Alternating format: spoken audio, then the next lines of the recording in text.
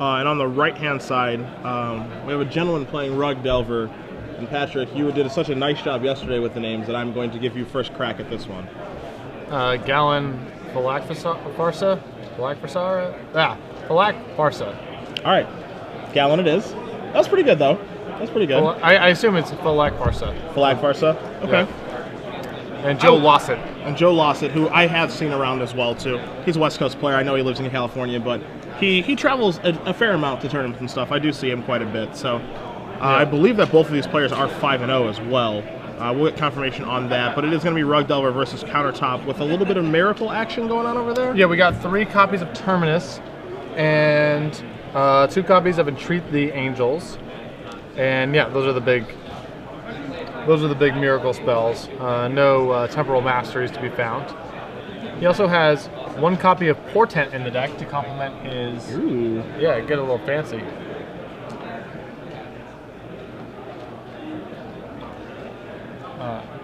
We're confused. Our show director is confusing us. Yeah. Please hold. There's a frowny face on our teleprompter. Right. And nothing else. Shoebox, what are you doing? There's an Entreat. I looked. I'll call you out on camera. I don't care. There's 2 Entreats. All right, corrected the archetype. There we go. All right. All right. So on the draw, Galan has a Delver of Secrets. One presumes. Are you sure? Not positive. It could be anything. Could be anything really. Rug Delver. Looks like these players are X and 1 going into this round. So I was incorrect as usual. You get used to it after a while though. But Delver Secrets on turn 1, and there's nothing too outlandish about this particular Rug deck. The only thing that you guys will see there at home that's a little bit different is 2 Fire and Ices in the main deck. That's pretty much it. You're going to find your Bolts, your Ponders, the 12 creatures of Nimble Mongoose, Delver Secrets, and Tarmogoyf, and all of that stuff. So nothing crazy going on over here at all. So Joe, and Counterbalance also very good against Rug Delver. It's been hard to actually find a deck to play Counterbalance in for a bit, but the deck is so 1 mana centric that Counterbalance plus reasonable defense card besides is a very good starting point for beating Rug Delver. I mean, I'm just looking over Galen's list right now, and he has 28 spells that cost 1 mana. So if he's able to assemble, there is Counterbalance. If he's able to assemble the top balance soft lock, I mean, excluding the Delver Secret that is in play, 27 of his spells will be shut off just by top balance. So we're going to have a Force of Will battle. It looks like. And this is the card that you want to fight over. Of course, yes. It's too powerful against what Rug is trying to accomplish. And I like Force of Will much better in decks like Lossett's than in a deck like Rug Delver, where the spells that Lossett is able to force through proactively are so much more devastating potentially than the Rug Delver, which is kind of using it just more as a tempo play. Yeah, Rug Delver is using it not to die. Spell, Pierce. A blind Counterbalance reveal on an upkeep Brainstorm.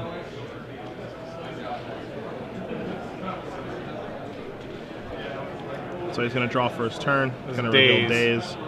So he's got the clock. I'm going to assume, and I know you have Joe's deck list in front of you, that there are some number of swords or path exiles or something in his deck list. There are 4 copies of Swords to Plowshares. There is also 1 copy of Oblivion Ring, and 3 copies of Jace, and 1 copy of Elspeth, and 2 copies of Entreat the Angels, and 3 Terminuses, which can all do varying degrees of work at containing a Delver of Secrets. Sure. So, there is a soft lock now for Joe where no 1 mana spells are going to be able to be cast. He's going to draw that Spell Pierce. Now his job is just to find the opportunity to get a Sensei's Divine top into play. Yep, or even just enough cantrips to sort of engineer the top of his deck. Sure.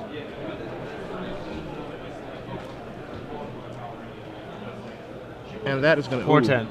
I assume this is going to be red? Yeah, all right. Yeah, you're going to read it to me too, because I don't know what that one does. I think it's like sorceries. Like, look at the top 3. I don't know. It's some sort of bootleg ponder. some off-brand delay cantrip ponder. I don't exactly know. As I bring it up on my phone to get confirmation exactly what this card does. You're old. You're supposed to know what this does. I mean, I've definitely played a lot of kitchen table Magic with this card, but I can't remember. All right. Oh, it's basically like you can ponder yourself or ponder them.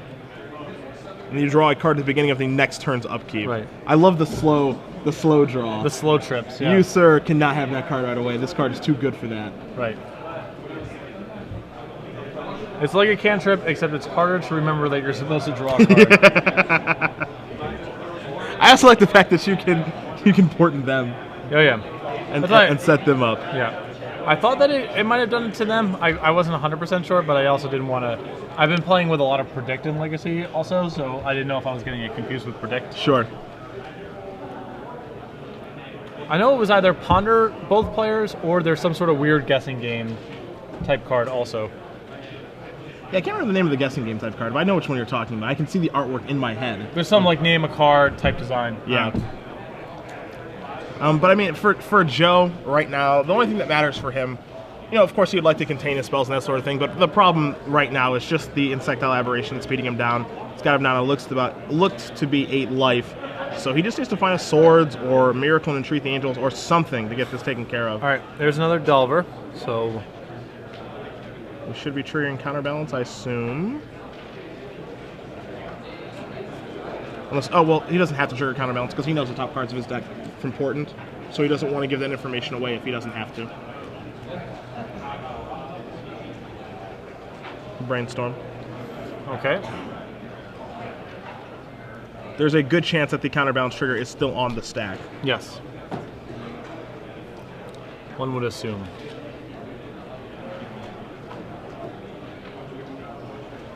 So Galan's still trying to fight through, but Lossett is not that far away from being able to grind him into dust, basically.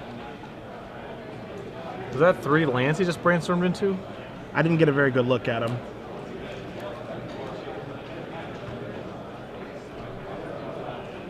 And Galan is just ready to put that Delver of Secrets in the graveyard. Yeah, you have to assume that if Joe is thinking this hard about it, he probably doesn't have a 1.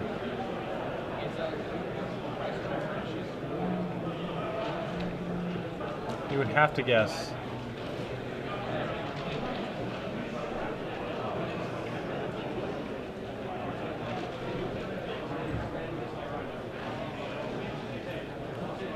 Alright, it resolves. He's not going to fight over it. Okay.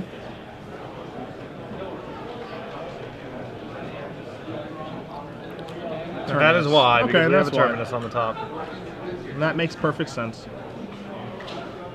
I love the way the Miracle Mechanic just interacts with like this particular Legacy deck. Oh yeah, it is right up this deck's alley, that's for sure. With Brainstorm and Sensei's Divining Top and that sort of thing. I like just how well Terminus and Entreat the Angels interact with this deck. Oh yeah, I think it's relatively cool. Yeah, definitely. If you're like, these Miracle cards are already good in like these grindy decks that fiddle around with the top of their deck, and like what better home for those kind of cards than Counterbalance? Yeah, this particular deck.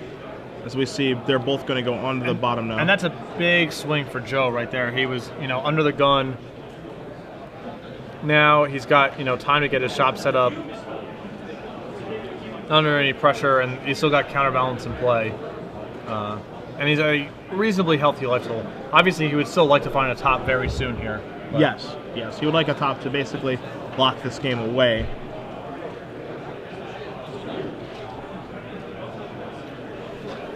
So we'll see what Galan can come up with for his turn. We don't have a good look at his hand, but we know that he does have access to green mana with that Scalding Tarn if he'd like it.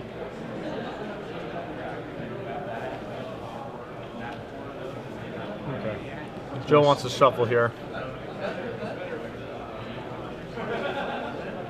I think what's happening right now, even though we can't see it, is it looks as though Galan's probably casting some sort of cantrip because he has the Volcanic Island tapped. And Joe is going to clear the top of his deck and hopefully reveal a 1, is my assumption. Even though we can't see the cantrip. There it is. Ponder.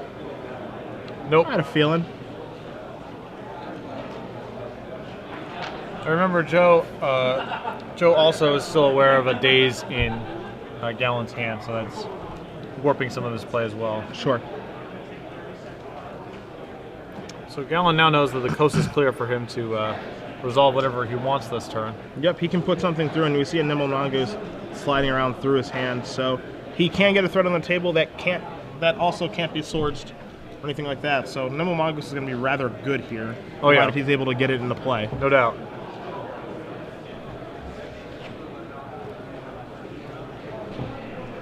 So yeah, it's just an issue of like, how do you prioritize your cards right now? Because this could be the last window you get some of the spells in your hand to resolve. Yeah. So you got to be very judicious about what you're going to do. Like, there's an argument for going Bolt You Nimble Mongoose because your Tarmogoyf or whatever requires more, you know, all the plows that Joe can theoretically draw don't work against Tarmogoyf. Also, you're under more pressure to get the 1-mana spells out of your hand with Counterbalance in play because the Divining Top locks it all out. Yeah, so you want to get them into play as soon as you possibly can. All other things being equal, you want to pick your spots to get your 1-costers out of your hand.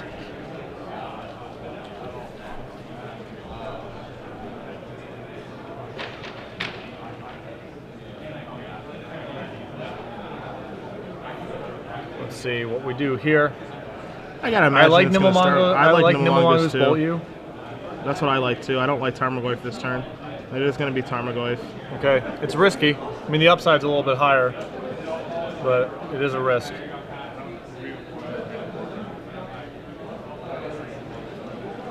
Joe has Force. We know he has Spell Pierce too. I feel like you kind of just have to force this. I don't think your Force is going to get much better. Yeah. It is basically Galen's entire turn. Yeah. Especially when Joe knows what the top card of his deck is, which is Flooded Strand. Yeah. He can't allow this card to resolve.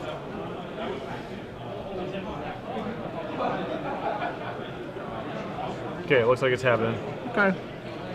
So Joe is relatively safe right now, but 6 is... I mean, 6 is not a lot against Rogue Delver. It only takes 2 bolts, or 1 attack from Nimble Mongoose and a bolt. And we see Elspeth. Okay. Sure. We're just dazing here. All right, well, he can pay. As he played his Flooded Strand. I assume he's going to pay. Yeah, I mean, 6 versus 5 is... I mean, it makes Fire Ice a slightly different card, but it's pretty close to the same life total. Sure. Reveals for counterbalance. Reveals Island, so no counterspell. All right, he's got a second daze. Gross. Okay. That is good, good, good. Boy, that is good. So he has to do it in response to the fetch land being shuffled, because otherwise he gets a fresh counterbalance reveal. Yep. With which he could have tagged the daze. So the second daze. Yeah, correct. Yes. So Galan timed that correctly. You yes. don't want him to get another shuffle there.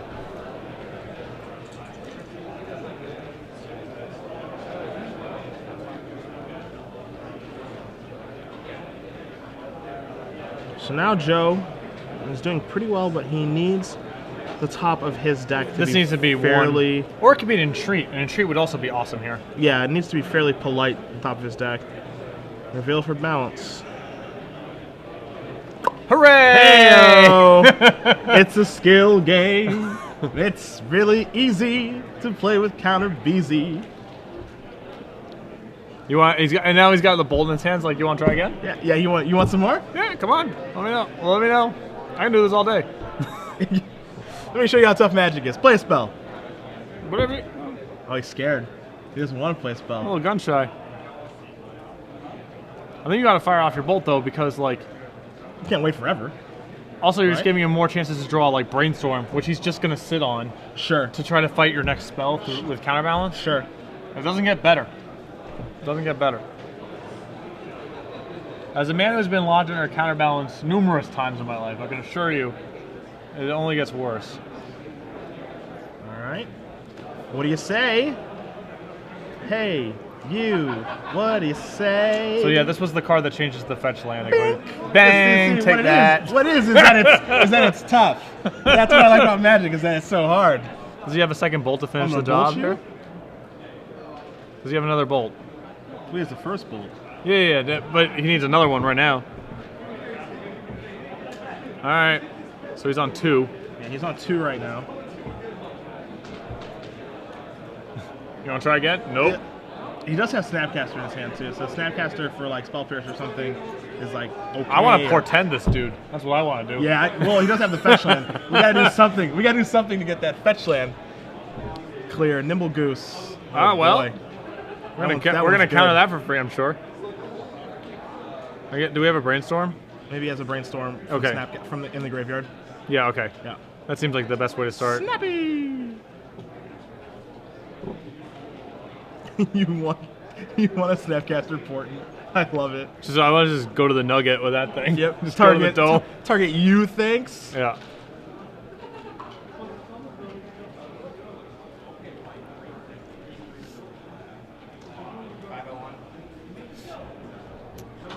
So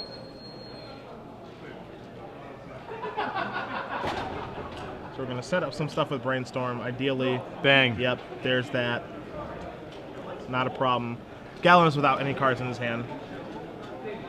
And Joe is just trying to hold on here. Well, now he's got a little bit of breathing room because he can plow his own Snapcaster, Yep, so we can I was actually going to say the exact same thing. Oh, or we can just put Divine Top into play and just lock it up. Yeah, So he can't actually be bolted out of the game at this point now on multiple levels. He could have plowed his Snapcaster in response to a lethal bolt, and now all of his one-costers are just locked. Yep.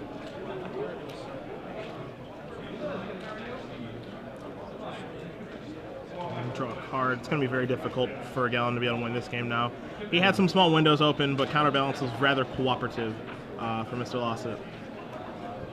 All right, so now we're in a pretty... It looks like he's looking at fetch, counterbalance, which is actually, even though, you know, Joe's good on lands here, it's pretty nice to be in a position where you get to float a 2 on top of your deck, have Divining Top available as your 1, and then you basically lock out all of Galan's threatening plays. Like, you can't do anything proactive against that spread.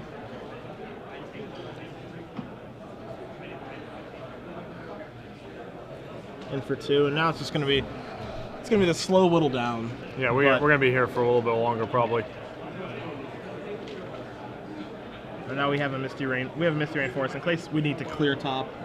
Yeah. In case the top 3 cards are of no use, he's going to be able to clear that to be able to find potentially find what he needs for Counterbalance. I mean, the only castable spell in Galan's deck at this point is Force of Will, right? Everything else is locked. I mean, assuming that there is a 2 and a 3 or a 1 and a 2 on top, as he's casting. Yeah, now we get to float. Like I said, 2. We get to float our 2. Yep. So we have a Counterbalance to do that. He's going to reset, so he just draws a land and floats the 2 still around.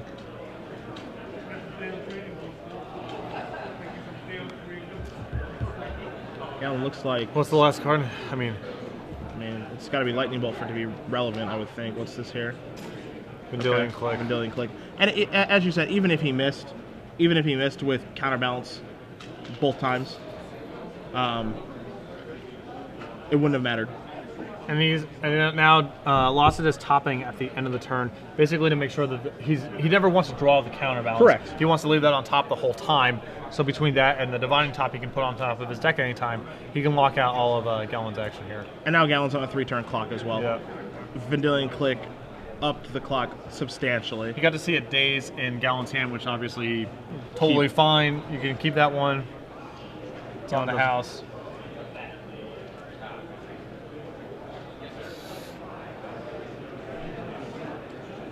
And there's a concession. That's it. So Joe Lossett's going to move up a game against Galan here in the Blue-White Miracles versus Rug Delver matchup. And Pat, I know that you do have Joe's deck list in front of you, so anything helpful in the sideboard? He has another copy of Terminus, which I like a lot. He has 2 copies of Baneslayer Angel, which I think are actually very good in this matchup. Yeah, me too. And he has 2 copies of Humility, which I assume is actually for Reanimator matchups. But Humility actually isn't even horrible against the Rogue decks. He's only got 12 dudes. They're all powerful guys individually, so it's a little bit slow. I would be surprised if he brought it in, but I wouldn't rule it out entirely. He also has another copy of Spell Snare, which I like, especially going second. Yeah, I can agree with that. Taking a look at Galan's deck list, Pyroblast is something he's going to want for Counterbalance, purely. No real use from Submerge here or Ancient Grudge. Ancient Grudge catching Sensei's Top is rather difficult to do. Surgical Extraction is something he may want. Life in the Loam in these type of decks are typically to recur Wastelands and Fetch Lands, so you hit all your land drops. But it looks like Joe has enough basic lands in his deck that Wasteland should never really be an issue. Yeah, Joe has 7 basic lands in his deck. Sure. And then I just see a Scavenging Ooze here, which I don't really think has much of an effect in this matchup. I know Joe has a couple Snapcaster Mages. Yeah, but it's basically no value. Okay. So we can just expect the three Pyro Blasts to fight what is most definitely the most important card in this matchup, which is Counterbalance. I would assume that either Humility or Baneslayer Angel's coming in, probably not both, since they are not a combo. Sure. And I believe Baneslayer feels like it's more for this matchup than Humility would be. Sure. I think that Baneslayer is the card that's going to stabilize the board if Joe is behind, much better than Humility will. It's also really nice, I think, in this matchup, because your instinct when you're on, like, you know, the red-blue Goblin Guide Delver deck or the Rug Delver deck is, I'm going to cut my bolts. It doesn't have that many targets for them. So certainly, like, the Fire Ices and the Chain Lightnings are your low-impact cards. And if you don't have those sort of effects, when Baneslayer shows up, it's just like, well, it's over. Like, you can't kill it. Yeah, you can never kill it. You can't block it, and you can't attack. Yeah, right. it's just over. So it's especially good given how you would anticipate the average Rug or Blue-Red beatdown deck to be sideboarding against you as well. Sure. Like if they're bringing in Pyroblast and you're bringing in Baneslayer Angel, it's actually a pretty good situation for you to be in. It's a nice one-up. It makes it so you're not so reliant on Counterbalance being in play and resolving. Yeah. And you know, once you get to 5 mana, and the game is probably going to go long enough that you're going to be able to do that. If that resolves, the game is over. So. For sure. So I'm pretty sure I like Lossett's side of the matchup here. Yeah, I do. That game was pretty hairy. I mean, if he doesn't hit with some of those blind counterbalances, he could have very easily lost that game. I mean, he needed, you know, every single. I think there's 3 1 reveals, maybe 3 sounds about right. Yeah, 3 sounds about right. And all 3 were very, very important. So things definitely broke his way that game. But I mean, that's all part of playing a bunch of 1s and 2s in your counterbalance deck. That's why they're there. Yep. 1s and 2s are what this format is built on outside of Force of Will. And interestingly enough, Baneslayer Angel is a 5, Force of Will is a 5. That could come up. Oh yeah. And if there's a reveal of Baneslayer Angel to a counterbalance for a Force of Will, yeah, good moment. Yeah. Good moments in Legacy history. It's no portent no. being cast, but it'll do. It'll do. As Joe's going to go to 6 here, while Galan is going to keep his opening 7. Are you kind of surprised that we don't see more blue-white miracles or blue-white, you know, countertop decks seeing play? I mean, I think the deck's fine, and I think it's a totally legitimate tournament choice. I think that the actual, you know, mental wear and tear of playing this deck and trying to finish inside of time for 8 rounds is just, it is a grind. And I think, you know, my experience at Grand Prix Columbus, where counterbalance was a huge part of the metagame there, I know that a lot of friends of mine who played that deck walked away saying, like, I wish I'd played anything else. Because, like, by the middle point of day 2, they were just ground down to a nub. They could not take it anymore. How long your games go, how complicated your decisions are, the tedium of using your Divining Top every turn. There's definitely a type of player that enjoys that very much. But for players who are just kind of like looking to pick up a Legacy deck to play some Legacy, I would be surprised if that was a deck they would go to, unless they felt it was overwhelmingly good.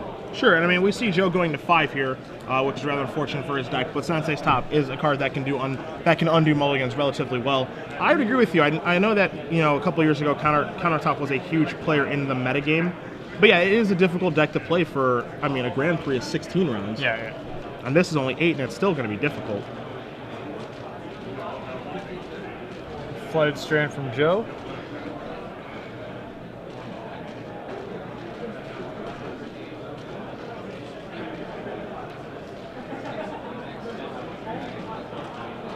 So we'll see if Delver is going to flip. We see him getting this here and a Sensei Top. Yeah, ideally you would want to be getting basic lands here to play around Wasteland. Yep. But given that Joe mulliganed to 5, he simply might not have enough lands to have the luxury to do that. Yeah, so he's going to need to be able to brainstorm and to be able to source the plowshares, that sort of thing. Perhaps reveal Terminus. Yeah. So he might be opening himself here to a Wasteland. We see a Daze on the Sensei's Divining Top, which is relatively backbreaking. No reveal for the Delver for the full kick in the face. Yeah. But the top was going to be really important for Joe on his mulligan to 5 this game.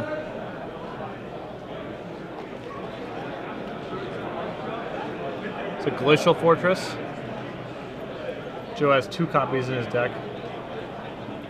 We're going to see. This is a funny, you know, because of choke and whatever else. It is funny to see deck lists that are 2 Glacial Fortress, 3 Tundra. Yeah, it's because of Glacial Fortress is also because of Master of the Pearl Trident, Lord of Atlantis, stuff like that. And we see a Relic of Progenitus, which is relatively good against Tarmogoyf and Nimble Mongoose. I'm a huge fan. My Burnside board has multiple copies of this. I mean, it is mostly for the Rug matchup. I mean, the stuff you get against the graveyard decks is nice, but it's very, very good against Rug. Sure. Making Tarmogoyf, being able to control Tarmogoyf, having it be an 0/1 whenever you like it to, and cantripping because of that is really, really powerful. Yep, and it looks like Galan is just appears to be without green mana. Yep. Joe's going to cycle his Relic. Kind of looks like he wants to kind of jump on the opportunity while Galan is struggling over there with his mana.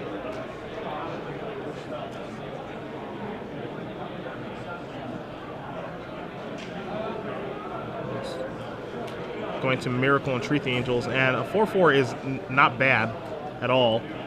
Yeah. So we're entreating for 1. Which is funny because like it's only one 4/4, but a 4/4 is like, we talk about how good Baneslayer Angel is here. A 4/4 is a lot for him to deal with. Yeah, and again, he might be like really shy on removal spells, you know? Yeah. And this is another thing that we sort of mentioned is he has Pyroblast in his hand, and the meaningful cards that Joe has brought in or has drawn this game are white. Are white cards, yeah. Angel in for 4.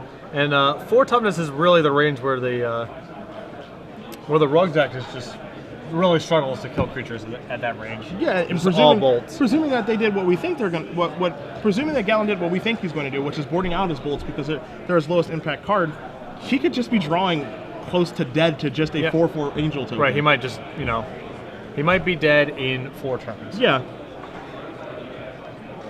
Presuming he has to crack a fetch land at some point here. Sure. I mean, he has 8 fetch lands versus 6 actual dual lands, and 2 of those dual lands are in play. So, I mean, math dictates he's probably going to draw one of his fetch lands. Dang. I'm so smart. So smart. Ugh. How do I ever lose when I'm this smart? Oh, I play a learn. That's normally what does it. A lot of a learn. So much a learn.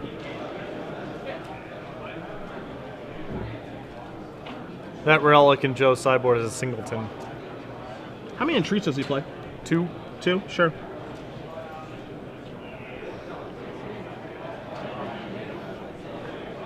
We're going to see a Delver of Secrets. Yeah. Funny to me that Delver of Secrets is like part 1 of dealing with Angel token. If he has Bolt, it's like you trade Bolt and Delver for Angel token. It's just like, yeah, it's the best trade in the world. And Delver does not flip.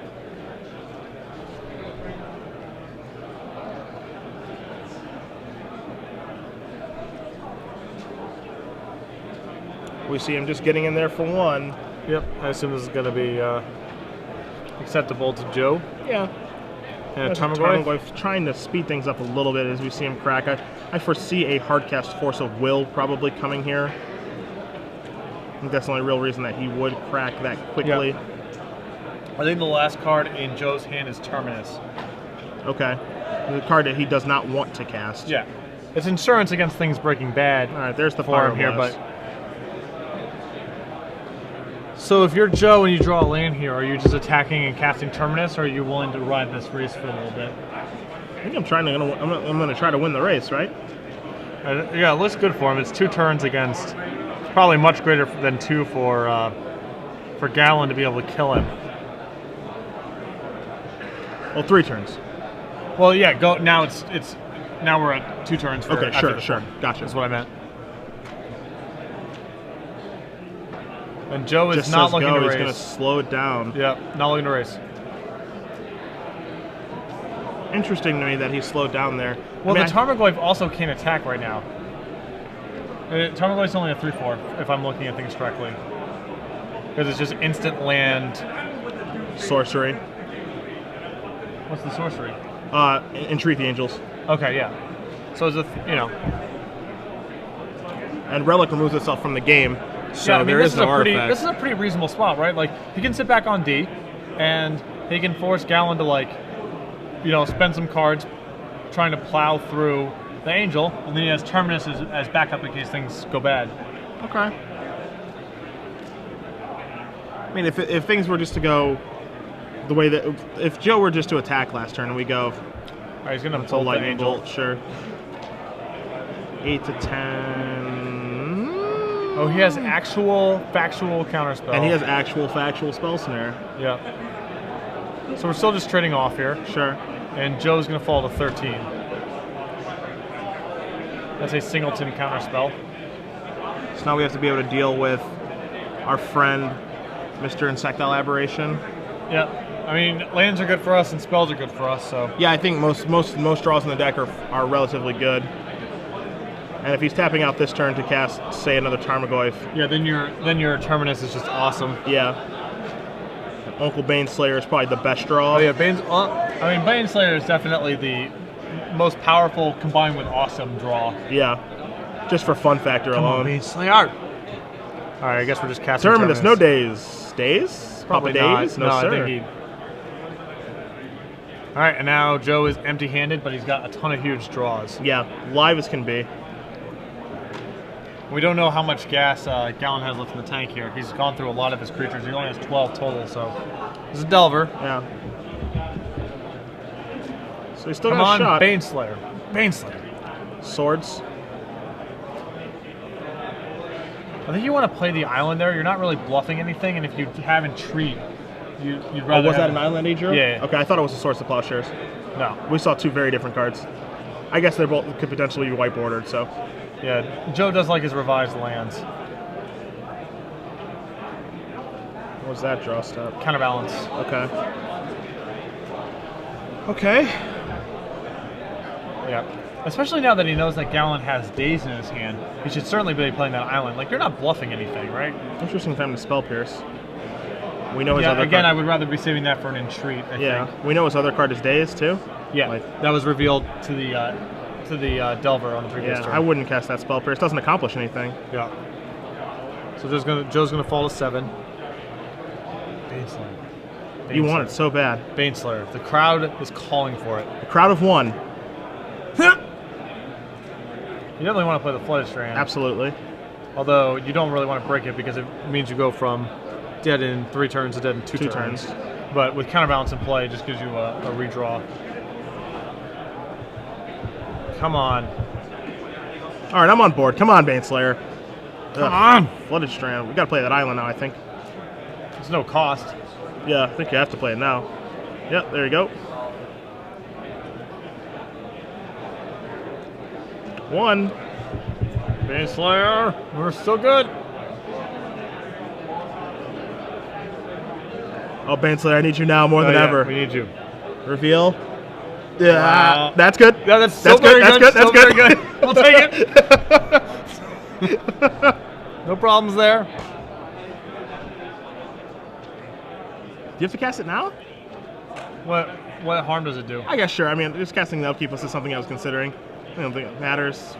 Just Days. Why not? Casting Dazes. Like I guess it doesn't matter, but well, it doesn't. You don't want to spend your cards like this because you still theoretically have Brainstorm plus Shuffle in your deck. So all the cards in your hand can, in theory, eventually be shuffled away and turned into new cards anyway. So you just want to be firing off. And if you're Joe, you're not even going to reveal the top card of your deck. You don't want to give. You don't want to give Galan the information. It's just like, okay, I'll pay for it. I have no reason to reveal it and try to hard counter it. I have all the mana in the world. I think Galan might be under the impression that the reveal is mandatory. I think that might be the problem. Sure.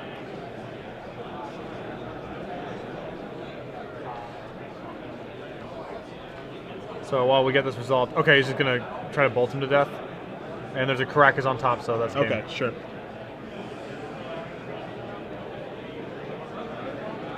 Yeah, so I guess what he was trying to do was induce Joe to reveal with his counterbalance so he would know if the coast was clear for his lightning bolt. Understood. Understood. Makes a little bit more sense now. Yeah. Sure.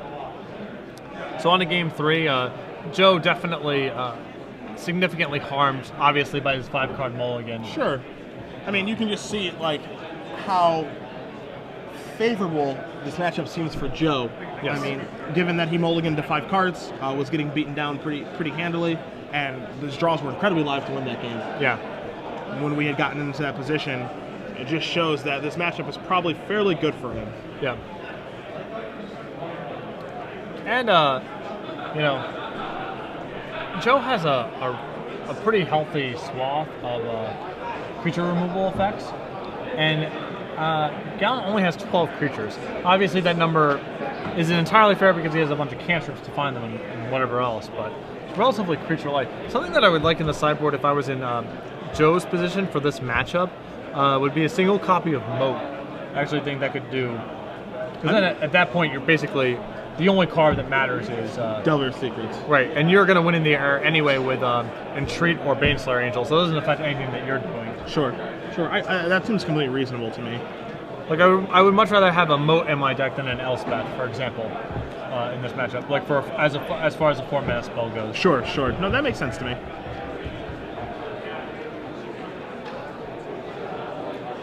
So Joe doing some reconfiguring here. It looks like he has, you know, it's possible that he wants. I can see if you're on the play, he has 1 counterspell in his main deck and 1 counterspell on his board. I can see wanting to go up to the second copy of counterspell when you're on the play, and not having 2 of them when you're on the draw. That makes sense to me as well. I'm not sure exactly what card you want to board out to do that. Right. Jace is relatively good against Galan's deck. I mean, it's Jace that's good at just about everything. I really don't like on Elspeth. I really don't like clicking this matchup from Joe's perspective. Okay. I don't think you ever want to give him cards that'll just allow him to trade profitably with his lightning bolts. Sure. Since he's established the fact that he's going to leave them in. Yeah. Okay.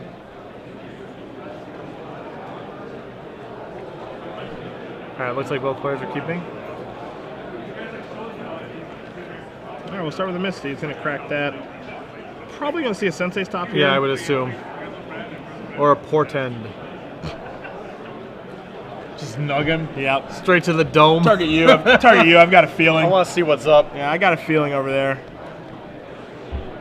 Yeah, there's a Divining Top. Now, Galan is going to force this. Actually, not a huge fan of forcing. I'm not terribly a big fan of forcing this either. 2 for 1ing yourself, and then this isn't even the most important card. It's relatively important, and I could see forcing it if you'd mulligan once or twice. But Counterbalance is the card, in my opinion, that you want to fight over, and I see a Counterbalance hiding in Joe's hand. Yeah.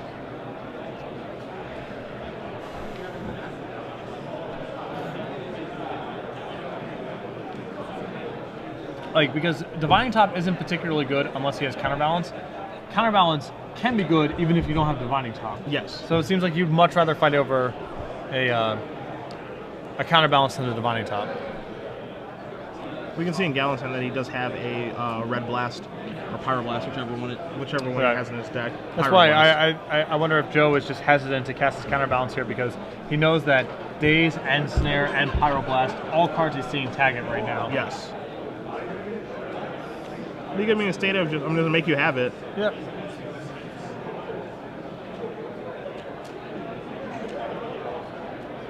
And you also are just more comfortable trading 1 for 1 after someone's already forced. Yeah, sure. You're perfectly fine with that. Just run them out, and you know you can try to run them out, trade 1 for 1, and then one of your big spells can just wrap up the game from there. Yep. Entreat or Baneslayer Angel, something of that nature. And the Force was one of the cards that it took was one of Galan's cantrips as well. So. Yeah. You see a Delver of Secrets. There appears to be a plow in Joe's hand. Yeah, I did see a plow in Joe's hand, and we see a Sensei's Divining Top being cast here. Now, obviously, this is I wouldn't say this is the strongest argument I can come across, but this is part of the reason I don't like forcing Sensei's Divining Top is because they can just draw another one. Yeah. And then, you know, you've 2 for 1 yourself. Obviously, you can't control what your opponent draws for the most part unless you're playing 18 portents, but... Right. But the only one way to stop a top deck is just to grill their deck. That's right. As we're going to see a Brainstorm go on the stack, a Source of Plowshares in response targeting Delver of Secrets. I'm fairly sure that Galan does have a Daze in his hand, which we do see here, so the Sword is going to get countered. Yeah. So I think ideally what Joe was hoping for there, because he missed his 3rd land drop, was just to be able to spin his top. But with the Brainstorm going on the stack, I think it's just too attractive to try to tag the Delver right there. Sure. Because at that point, the only thing that really stops you is Daze, and Daze is already going to be good against your landlight hand anyway. Yep. Reveal for Delver. We'll see in other days.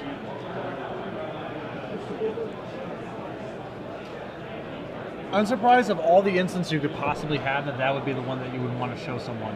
I would much rather show them Force of Will than Daze, because I think Force of Will drastically changes the way that they play. Well, Daze definitely. I mean, Daze even more so. Yeah, I mean, Daze even more so, but like Force of Will, knowing that your opponent has that, it'll change the way they play, but they could run into a Daze, where now he won't run into a Daze, but it'll also change the way that he plays too. Right. So it's kind of difficult, right, on which card you actually want to show them. Because if you show them Daze and you don't show them Force of Will, then you're thinking, okay, I just have to play around this Daze, and then you get your card forced. Yeah.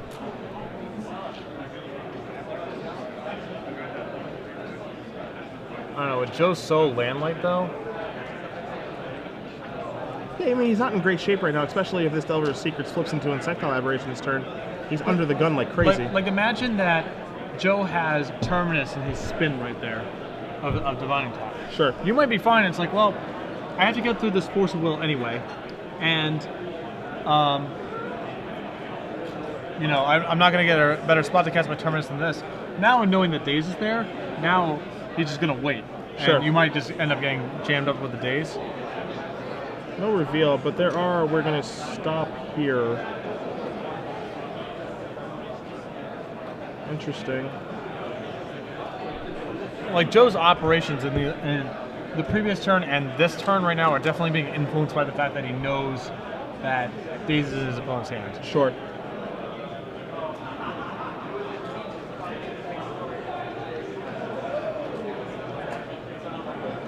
Terminus.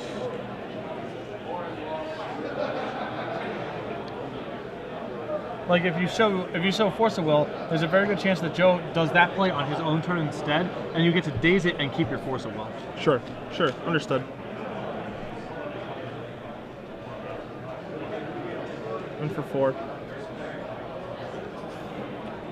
Is Galan out of a hand? He's just on his draw step now? He played a Misty. It looks like he's out of a hand. Yeah. I'm going to draw top this turn. Or are we going to stop for something?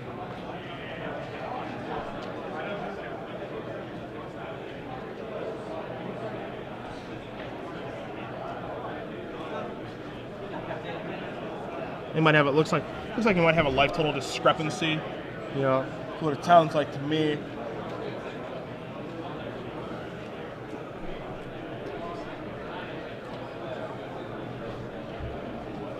So while they get that cleared up, it looks like they're doing okay now. The coast is clear for Joe. He needs to find lands. He needs to find spells. He just needs to get the cards that are in his hand out of his hand. Yep. He doesn't need to find much more. He needs, you know, like another copy of Terminus. There's a counterbalance here, but I think that Joe's bigger priority is just trying to find an answer of some sort to this, whether, you know, to the attacks that are going on, whether it be, you know, Baneslayer, Angel, or another Terminus, whatever. That's where the priority is. He's got to beat what's on the board. Oh yeah. We'll see a tank. And Galan. It looks like an attack for 4 is going to put Joe down to 7. That attack, it does put him down to 7. It's going to be virtually 6 because of Misty Rainforest. So yeah, I think he has to break this because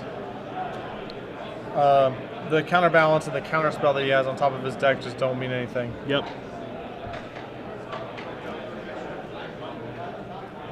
So his big draws at this point, like Terminus is the best one by far. Entreat counts. So we're going to spin the top here.